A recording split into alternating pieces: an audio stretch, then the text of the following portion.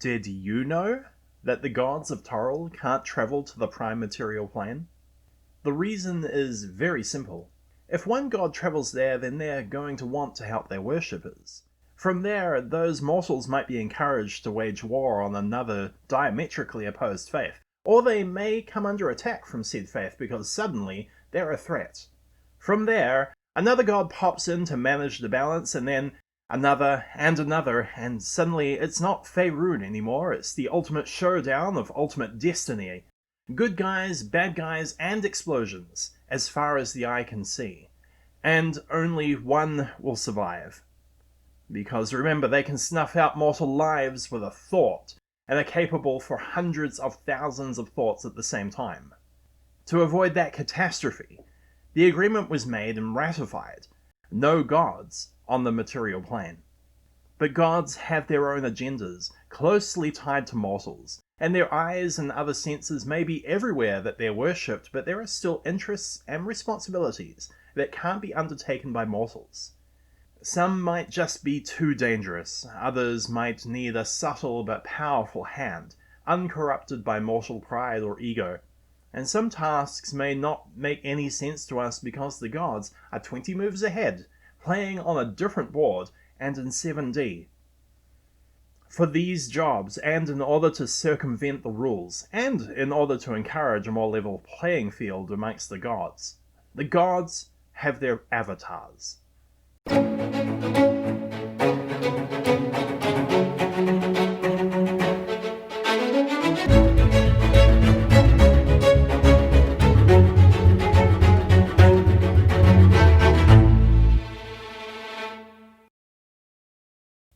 An avatar is simply a manifestation of a deity upon the prime material plane in a prime material body.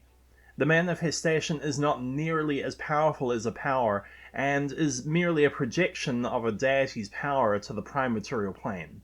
An almost infinitely vast gulf of power lies between the god and the avatar.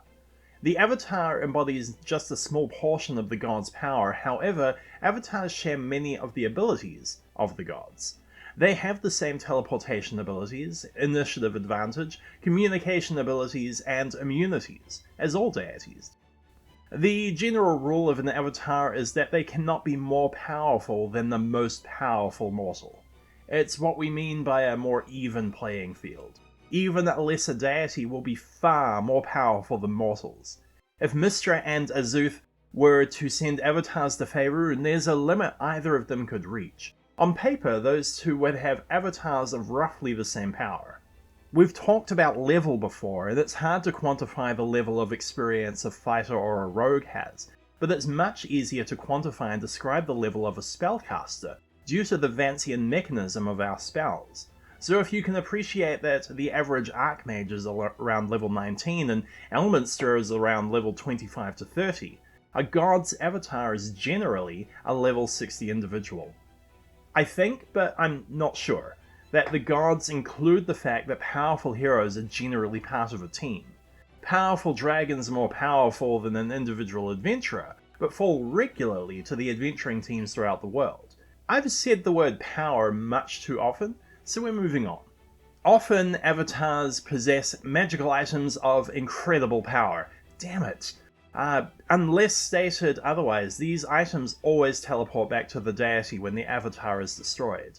Deities may intentionally lend their avatar's magical items to beings who are doing them a great service or for their own inscrutable purposes, but an avatar's weapon cannot be stolen away from it by a mortal, nor can it be lost or destroyed without the intervention of another divine force. Many of the qualities of an avatar, however, are integral to the avatar itself, and the rest is just for show. For example, some avatars wear armor, but the sword bounces off the skin of Tyr as readily and perhaps more so than any plate mail he wears. Other avatars wield named and legendary weapons, but disarming them would merely give the attacker an inert material. That avatar could pick up a training sword and imbue it with the same deadliness as their normal weapon. The avatars don't have to be huge and towering. Like above, sometimes things required subtlety and care, which means that the simple cart driver who walked past you yesterday and warned you of the upcoming storm could have been Bahamut in disguise. Nor does it have to be a humanoid avatar, with each god's chosen form not really limited by anything beyond power limitations.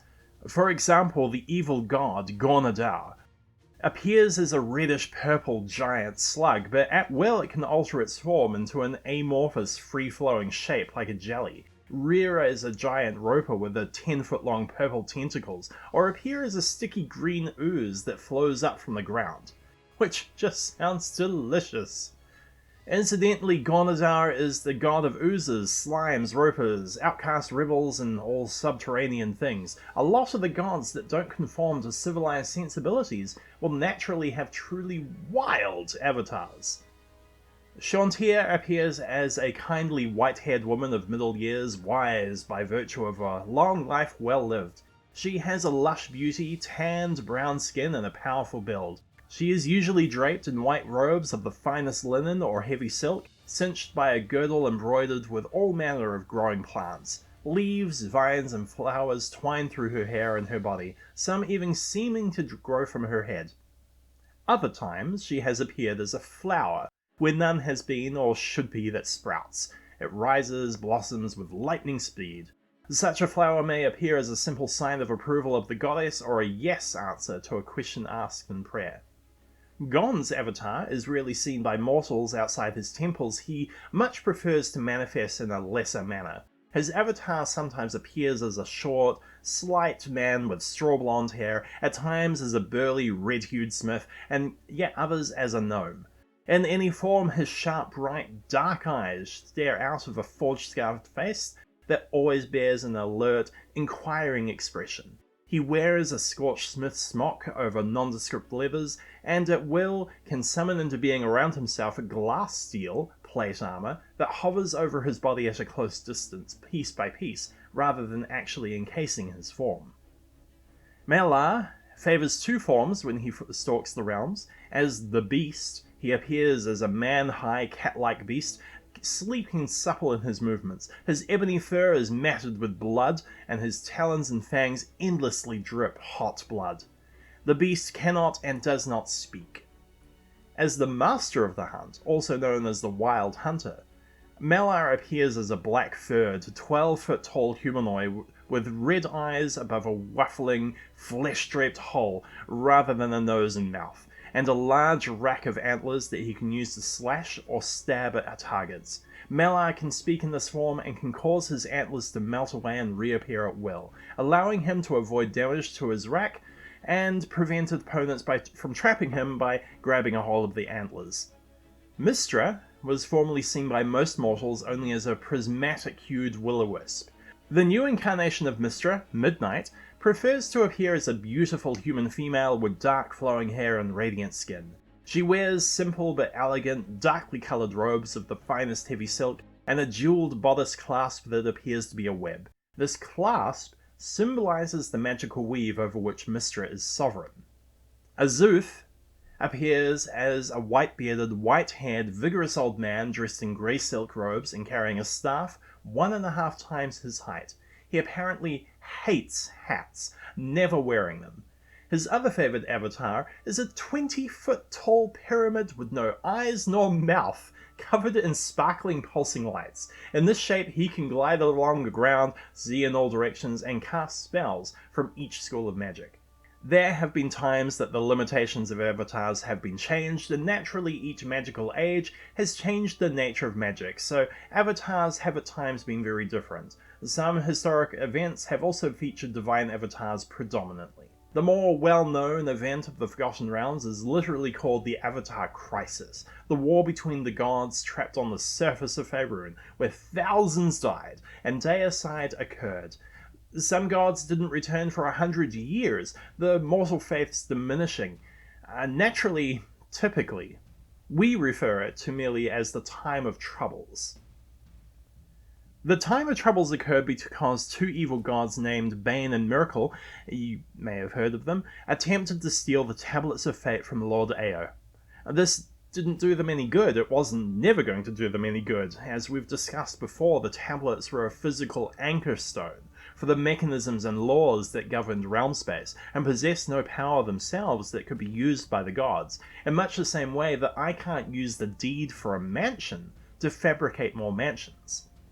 Lord Ao was angry, understandably, because this was yet another pursuit for power while not caring for the mortals who revered them, and this act was really indicative of all the gods. Lord Ao relegated every god to walk the prime material plane with their followers, meaning their full divine selves were locked within their avatars, their respawn points were removed. The immediate effect of this edict was threefold. First, divine magic ceased to function altogether unless the cleric or paladin was within 1 mile of their deity's avatar. Second, arcane magic, channeled through the weave, ceased to be regulated by its steward, Mystra, and became dangerously unpredictable. We've seen this before. Well, we saw it before after, during the spell plague. #definitely happened. Third, the characteristically immortal and aloof deities were now vulnerable, although still very powerful, and dwelling amongst the civilizations of Faerun, their senses limited to the mortal equivalencies, and most importantly, they themselves were mortal. Mystra was killed and destroyed by Helm when she attempted to use the celestial stairway to circumvent her exile. Her essence transferred to the adventurer Midnight.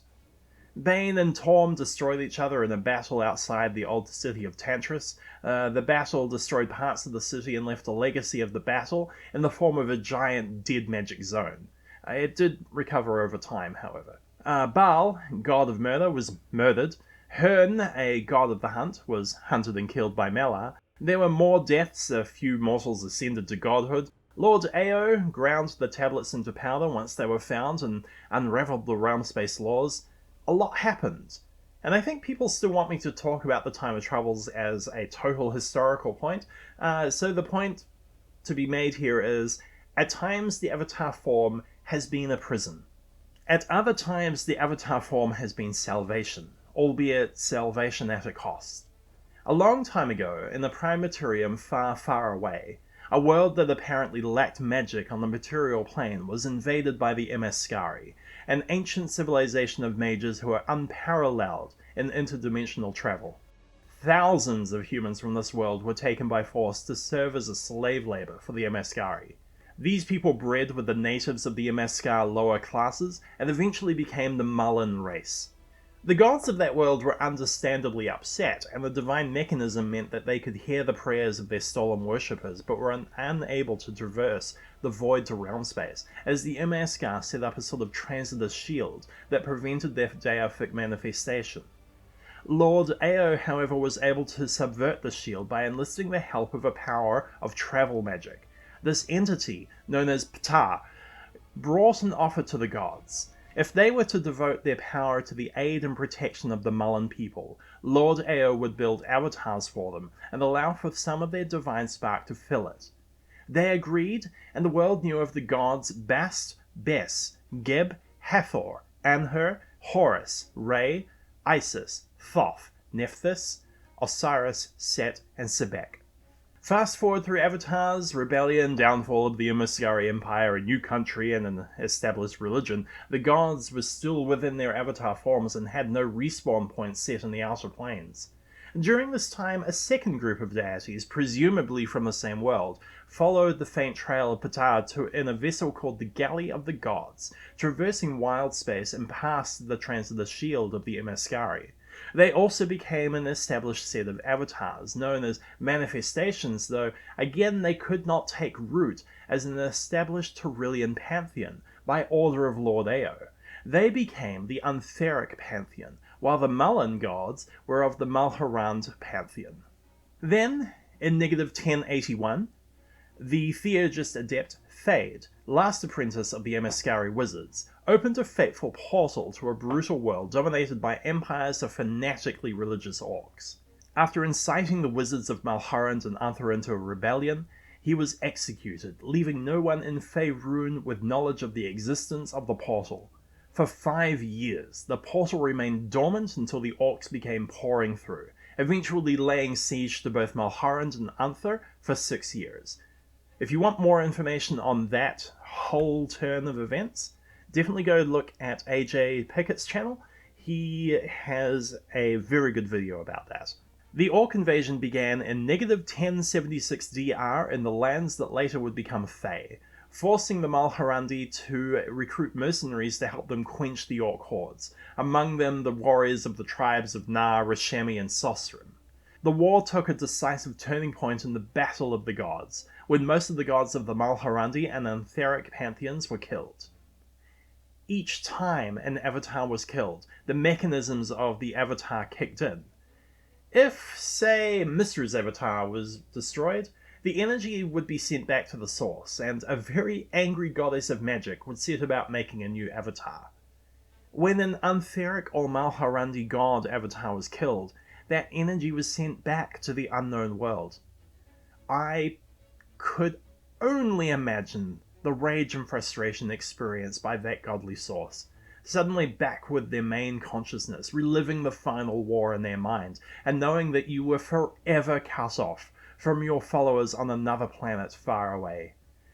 No more Ptah, no more Galley of the Gods, no chance for vengeance, and considering how that fight was going, expecting at any moment to hear the wrathful screams of your brethren. To the Mulhorand and Anther cultures, to the rest of Faerun, it was the closest we have ever gotten to seeing a true godly death.